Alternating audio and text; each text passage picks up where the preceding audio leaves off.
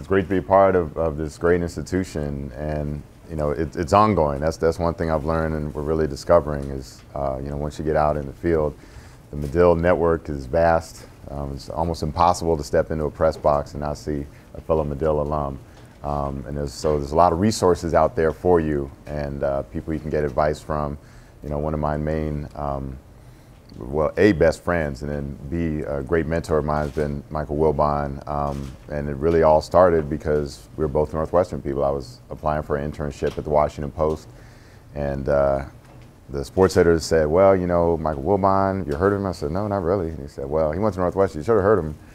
So give him a call. I called him up, and Mike was so excited. You went to Northwestern? Oh, man, great. This is going to be great. So I wound up getting the internship. That was the summer of '91, and we've been friends since. So almost as long as I've been out of college now, 20 years out of school and 21 years, friends with Mike Wilbon and David Sell, Anthony Cotty. It's an ongoing list. Christine Brennan, Darren Ravel, Teddy Greenstein. He was in school with me. Rachel Nichols, who was Rachel Alexander when she came walking into the offices of the Daily Northwestern and said she wanted to write sports, on and on and on. So I encourage you to utilize that network to help me get here, and you know, hopefully it can help you get to where you want to go. And it is amazing where you can go. Just driving back here, driving up from Chicago, coming up Lakeshore Drive. I remember my very first day of work 20 years ago, and just driving in and how excited I was. And I never thought it could lead. You know, there was no such thing as Around the Horn back then. There was no such thing as ESPN.com. So you never know what you're going to be doing, but the important thing is the fundamentals haven't changed, and the things that Roger and his colleagues have been teaching here, even though we actually used typewriters, believe it or not. I was the last class to use typewriters in basic writing. That shows you just how much in my short time, kind of short, right? It's not too long. In my time in the business, things have changed that drastically. You know, iPad, iPhone, you know, you send stories in. People can get on air just Skyping, you know, via their laptop or their, it's hard to believe you can be on a network just sitting there through your laptop. So who knows what's going to happen 20 years from now when one of you will be standing up here, just how much the technology will change. But again, the fundamentals don't change. So that's why everything that they teach you here, it's just about the application of it. Even if you're only writing for 140 characters, we're talking about everything is being geared toward mobile. Even when people are at home, they're reading things on mobile. 66% of our users that come to ESPN.com via mobile are in their house when they use their cell phone. So you have to take that into mind when you're writing. And one of the things they're talking about is the website is just going to be one website, desktop, laptop, iPad, cell phone, same site across all these platforms. So you have to take that in consideration now. People aren't going to read much more than 4 paragraphs. So you might even just either A, write a separate kind of synopsis of your story that will be for the mobile version, or you write your story in a way that the first 4 paragraphs can kind of stand on their own and tell you all the essentials, and then have something to click if you want to read more of the story.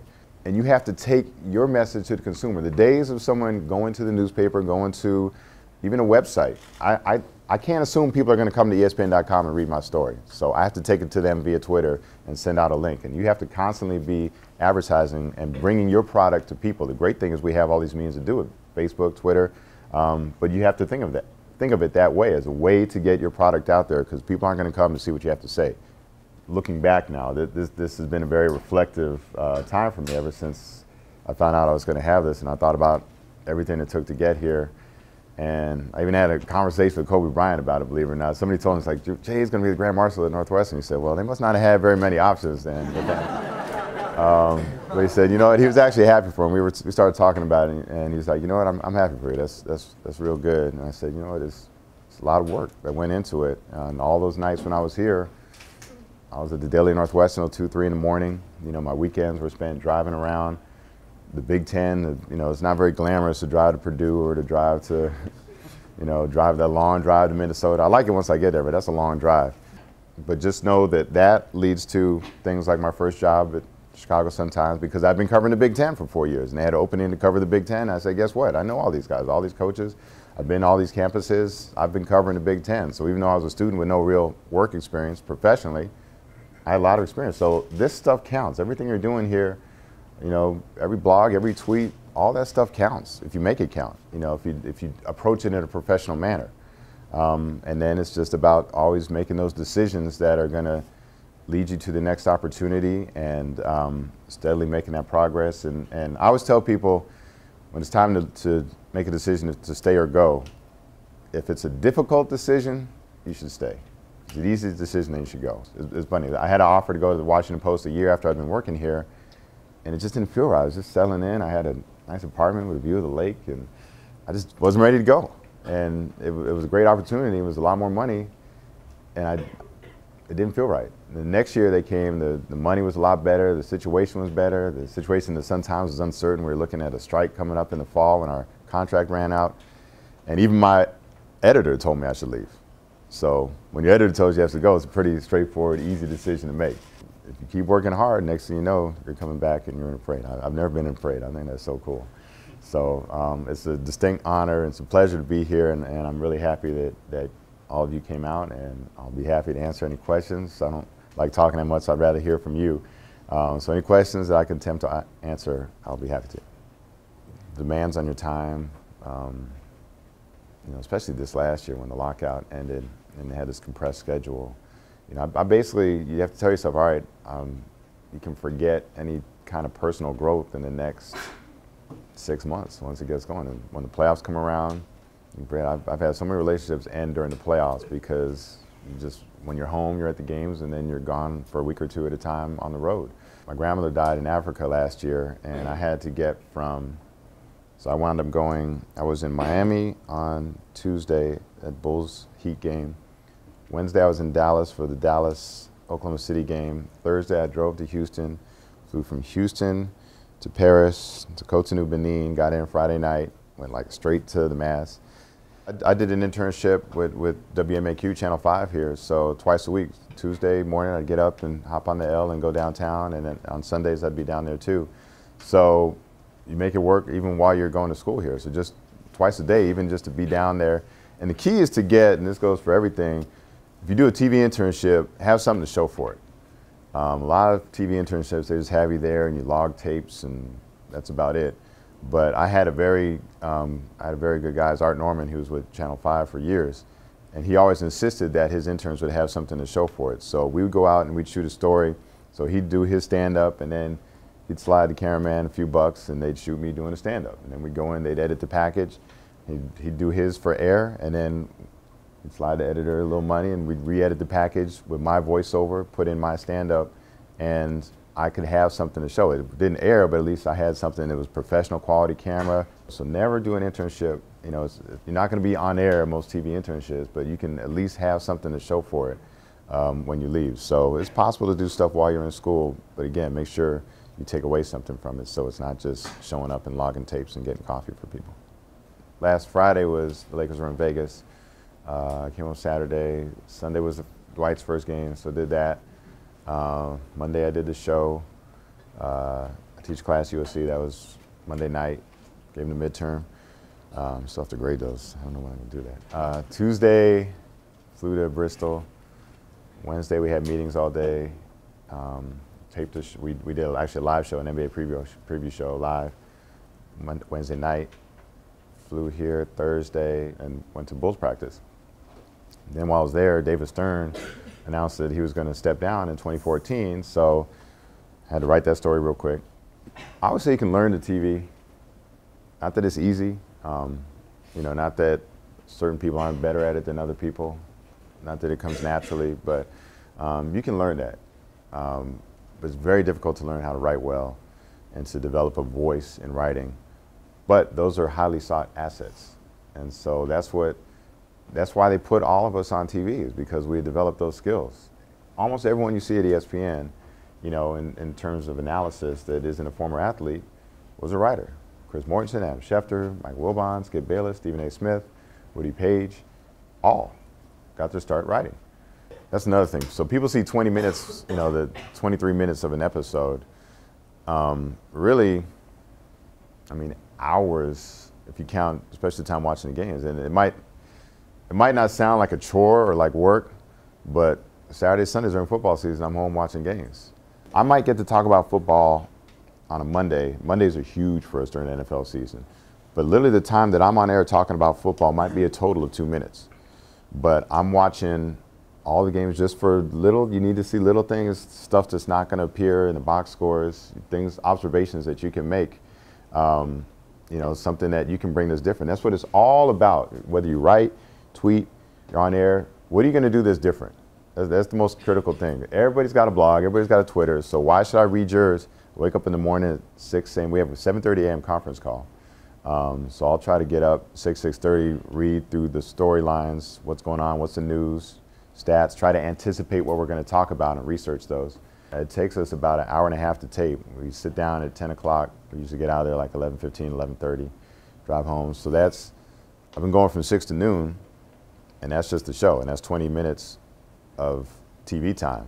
And then I might have a game at Staples Center, so come back, get back to Staples Center at 4:30 or 5, and I'm there working until midnight. That happens a lot. I don't know if you're here at the start, but we're talking about how things are going mobile. People aren't going to read 4,000 words on a cell phone. I think there's still a place for it. Hopefully iPads and tablets will become the new magazine, you know, and they can present it very nice, and you just flip and scroll the pages like that. I have to tell my story in the first paragraph. You know, I really feel like you can't delay and walk into things. You have to get it right out in front. Okay, this is what the issue is. This is where I stand on it. We'll go on from here. I think, you know, online, just the fact that it's just right there and you don't have to turn to a different part of the newspaper helps people get through it. You have to make it easy. And again, you have to bring your information to people. You have to make it easy for them. If it's what you want, again, couldn't be sure that they were going to sustain, and they really didn't have a good vision for online. That's the thing, like newspapers don't have to go anywhere. The essence of what they do, it's just changed. Like, you know, Newsweek is going all digital. You know, you're seeing more and more newspapers going all digital, or they're only publishing 3 days a week, like the New Orleans Times-Picayune. But it doesn't change what you do. You know, the format, I mean, it's you know, if you wanted to be a singer, you wouldn't feel like you had to have a record, right? You know, it doesn't matter if it's an MP3 or, you know, compact discs have even gone away. You know, it's still singing. It doesn't matter the format. So it really doesn't change the essence of what we do. It's just a different format. As journalists, our requirements or our likes are different, you know, so you might like Kobe Bryant. I'd rather talk to Rick Fox or Robert Ory. Robert's just one of my favorites, just people. You know, there's like a handful that I call friends. I think Robert Ory became a friend, Charles Barkley, Reggie Miller, you know, guys that older than me or my age. So I root for people. You know, like I really don't care if the Red Sox beat the Yankees, but if Dave Roberts can have a successful moment, if he can win a championship, I'm happy for him. You know, I mean, Kobe and I had our clashes, but when he beat Orlando, you know, it's like, oh, he'd been through so much. Well, a lot of it was self-inflicted. You know, he didn't want Phil and Shaq around. Well, look what happened. He missed the playoffs. But he got Pau Gasol, and then he won the championship. And I remember I wasn't happy for them in the way that I was happy for like Robert Ory or Shaq, but I really respected the work that he put into it. Whether it's a preseason game or the first game of the NBA Finals, you look, okay, what trends are likely to continue? First of all, they've played 30 minutes with Dwight on the court. You know, so with him, you could see the difference he made in the first game. I mean, the bench is going to be a problem. You know, that's been an issue in the preseason. That's going to be a problem in the regular season. They can't get points off their bench. They just have to learn to play together. Well, I mean, you used to be going to advanced journalism conventions, things like that, but now you can network on Twitter, you know, and develop followings and build up relationships on Twitter. So it's really about being forceful, communicating with people. It's amazing how bad people can be at communications when they're in the communication business. But and you can blog your way to a place like ESPN. There's been some great success stories. Henry Abbott he started this blog called True Hoop, and he liked NBA and he liked basketball, and he wrote about it well, and he had a lot of enterprise, and we wound up hiring him, and you know, taking over his blog. It's about getting noticed. So you have to get your product out there, and again, that's what Twitter's for, that's what Facebook is for. I always say, you know, the problem is you might not be able to get paid as easily, but that impediment, I used to say the key was just get published somehow, somewhere. If it's the weekly paper, if it's your school paper, just get published. And now anyone can be published. So that's the huge advantage that everyone in this room has that didn't exist for me when I was here, is that you can all be published. You know, the definition of published has changed, but to me it's the same thing. You can have your work appear and other people can read your work. Probably calm, it was June 25th, 2000, when my mom passed away, and that was the one time I really wrote a personal column, and you know, the response was huge, and it's one of the only columns I wouldn't do. If you gave me another week or year to work on it, I don't think I could make it any better. Anything you want to write about, you can write about in sports. Drug use, you know, both recreational drugs and performance-enhancing drugs, legal, like, you know, Lester Munson, he analyzes law, you know, whatever. What are your non-sports interests, for example? Law?